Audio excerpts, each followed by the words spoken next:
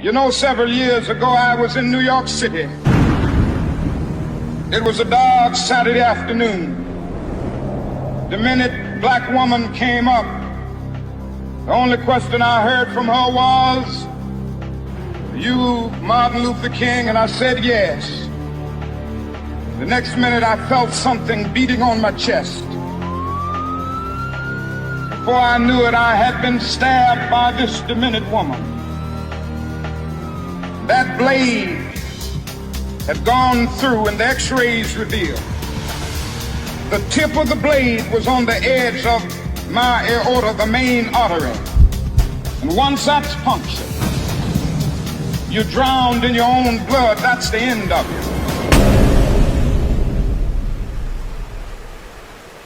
It came out in the New York Times the next morning that if I had merely sneezed,